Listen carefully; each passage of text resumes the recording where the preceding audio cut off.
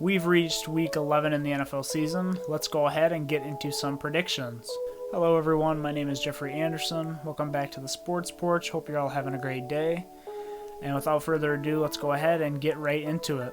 Also, periodically you may see me look up, away from the camera at times. Wisconsin versus Northwestern is on. I am watching that game. Go Badgers. It's been a pretty sloppy affair so far though. I guess kind of on par with what the Big Ten is. But anyway, let's go ahead and get into it. So first up this week, we had the Seahawks defeating the Arizona Cardinals, and this game made sense. I would have taken the Cardinals to win this game by a field goal, just because of the fact that they were at home in this one, and with how suspect that defense has been for Seattle, but it looks like they actually came through for them today. Good for them, Seattle. You do have a defense, in fact. Congratulations on that. It'll be interesting to see if this is a step in the right direction for Seattle, or if this is just a fluke game for them. I guess we'll have to see that going forward, but if this defense can get operating on this level every week, they should be one of the Super Bowl favorites, honestly. So with that out of the way, let's go ahead and look at our first matchup for Sunday. The Cincinnati Bengals going to Washington to face the football team. Now, I think this should be a pretty interesting game. This should be a close one as well.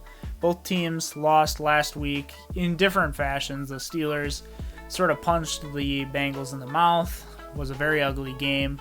Washington was down quite a bit in that Lions game, but they managed to come back late. Still ended up losing on a Matt Pryor field goal, with Matthew Stafford bailing out the Lions again. I do like the play of Cincinnati's offense with Joe Burrow a little more than I like this Washington offense. I think that they're more sound overall, mainly just because of the quarterback position. And with that offense, I'm going to give Cincinnati the slight edge in this one, winning by 3 at Washington. Next up then, we have the Falcons going to play the Saints. This is a divisional matchup, and it has a pretty interesting wrench thrown into it with Drew Brees being out, Taysom Hill as the starting quarterback for Sean Payton. This makes deciding this contest a little bit more difficult. I think that anyone can agree with Drew Brees on the team. This would have been easily given to the Saints. However, with him out, it does raise some questions about how well the Saints offense can operate. I think that they'll be okay. I think the nature of this Sean Payton offense is very much plug and play with what you have. Sean Payton's always been very good at adapting his situations to the different players and putting players exactly where they're needed. And I think that they'll be just fine in this game. Now, do I think it'll be close still? Yes, it will be. The Falcons have played better in the previous weeks. They're still, 2-7, 3-7, something like that. So don't expect them to win the game, but I do expect them to put up a decent fight. I'm going to take the Saints to win this game by a touchdown. Then we have the Steelers going to play the Jaguars.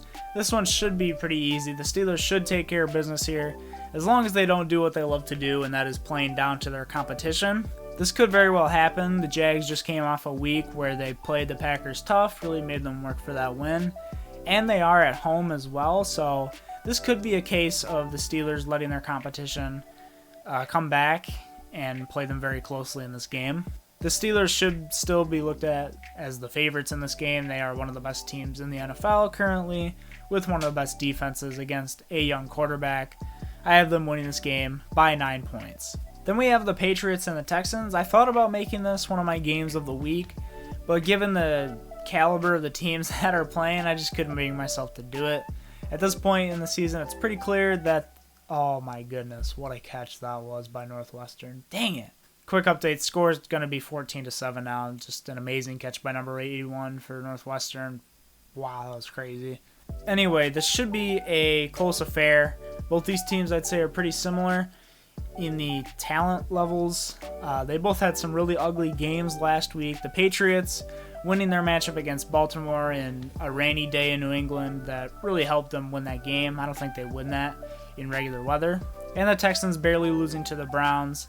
But I think that you still have to give the edge in this one to the Texans. They're playing at home. They have the way better quarterback in Deshaun Watson. I think he can carry this offense even against what is a decent Patriots defense. Now, I think that if the Patriots are at full strength at defense, this is maybe a different story. But I think that it'll be close, and I'm going to give the Texans the win here by a field goal. Then we have another game that should be a no contest. The Eagles going to play Cleveland. I don't really see a universe where the Browns lose this game. They're playing at home. They're a way better team in every single aspect. The rushing game has been basically unstoppable, especially with Nick Chubb coming back last week. He had that really smart play at the end of the game where instead of taking the touchdown, he runs out of bounds to let the team ice the game. Very smart on his part. I'm going to take Cleveland to win this game by 10 points at home against the Eagles. After this, we have the Detroit Lions going to play the Carolina Panthers. This is a game that's going to go a little bit under the radar, but I think it's something to keep your eye on. It's not one that I would necessarily watch, but this could be a close affair. The Panthers are at home in this one. They are well coached with a decent enough offense, which will keep them in the game. However, the Lions do have Matt Stafford as their quarterback, and as we saw last week against Washington, he has a way of cooking young defenses. So I expect this to be the same here, but I also expect it to be a pretty close affair because the Lions defense isn't that good and the Panthers are playing at home. Expect the Lions to win this game by about a touchdown. Following that, we have the Titans going to play the Ravens. This should be another close game this week, even after the Titans got stomped last week by Indianapolis. This is basically a game between Derrick Henry against a great Baltimore run defense. So I think that with that matchup, it'll really be interesting to see how Ryan Tannehill can do in the air, see if he can give Derrick Henry any support on the ground. The Titans did play on Thursday night, so they've had a little bit more time to prepare for this game for Baltimore, or than Baltimore, I should say. So that's why I have this game being slightly closer. However, Baltimore is a much better team. They have the better run defense, which I think will slow Derrick Henry down a little bit. And I think that'll end up being the key to them winning. So I'm going to give them this game by a touchdown. Next up, we have the Jets going to play the Chargers. This should be a no contest. The Jets are a way worse team, especially talent-wise, than the Chargers are. The Chargers are playing at home. The Jets did have a bye week last week, so I guess they could potentially put up a fight. But I don't think it's going to be much of a fight. Now, the real question for the Jets is, can they go winless to end the year? And I think their schedule, if you take a look at it, really favors them to go winless. And for their sake of getting Trevor Lawrence or Justin Fields in the upcoming draft, maybe they should just bite the bullet and go winless for the end of the year. Nevertheless, I'm going to take the Chargers to win this game by 14 points. We then go to Denver, where the Dolphins are coming into town to play the Broncos. This should be a game that I think Miami will take. They are playing much better than the Broncos at the moment, especially with a less volatile quarterback in Tua Tagovailoa. Drew Lock seems decent, but his play has been wildly inconsistent on the year. There are times where he looks great.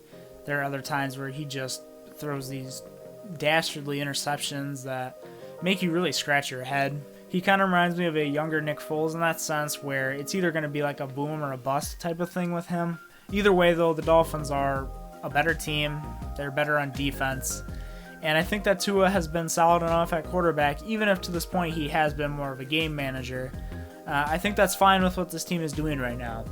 This should be a close game, however, made closer with the altitude advantage that Denver always gets when they're playing at home.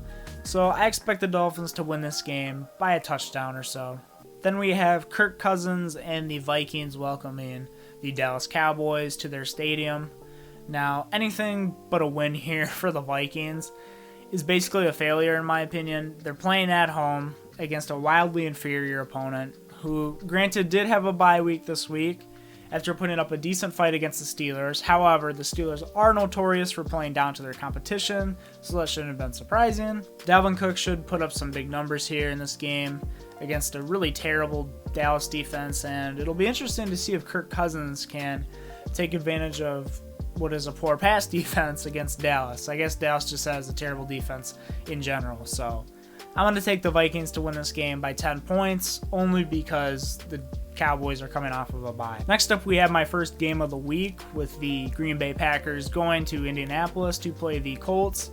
This should be a really exciting matchup between two good to great teams, depending on the day. The Colts are at home after playing on Thursday, so they have the both home field advantage and the rest advantage on Green Bay. However, the Packers are a much more talented team, I would say. Maybe not on the defensive side of the ball, but certainly on offense with their QB position alone.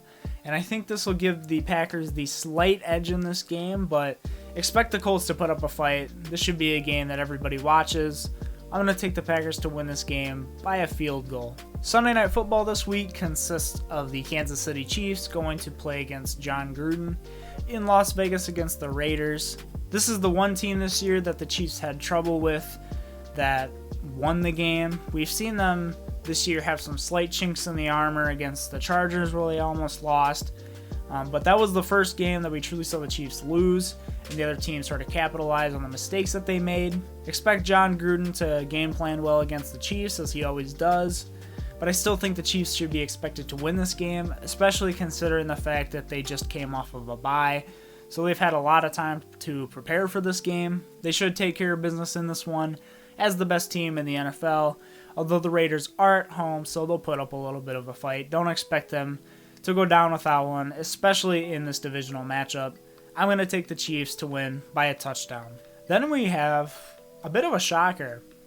A Monday Night Football game that is good, at least on paper. That's what we thought with the Chiefs and the Ravens as well. Hopefully this one's actually a good game. I don't really think it's possible at this point to have a good Monday Night Football game, but I guess we'll find out. So we have the Rams playing the Buccaneers going to Tampa Bay. The Rams are a really good rushing football team, probably the best running offense in the NFL, against the Tampa Bay Buccaneers, who have one of the better, if not the best, rushing defense in the NFL, let alone one of the better defenses in the league. However, the Rams do also have a really great defense against this Bucs team that is really kind of boom or bust week to week. It looks like they're still figuring out things with Tom Brady, and it'll be interesting to see how it goes this week against what is a solid Rams defense. I'm going to give the slight edge to Tampa Bay in this one, just because of the fact they're playing at home and because they're in Florida and they're allowing crowds into the stadium. So I'm going to give the Bucs this game by 3 points. And those are my picks for NFL Week 11. Let me know what you guys thought of them in the comments below. Are there certain games that you have other teams winning? What did you think of my picks overall? Also, if you may have missed it or are new to the channel, I did just upload my NFL midseason awards. So if you want to go check those out, I'll put either a card up at this point or a link in the description to the video, or you'll see it at the end of the video, one of those three. Don't forget to hit the like button on this video if you enjoyed it, and subscribe to the Sports Porch to stay up to date with the latest NFL content. And once again, thank you guys so much for tuning in and watching, and I will see you guys on the next one.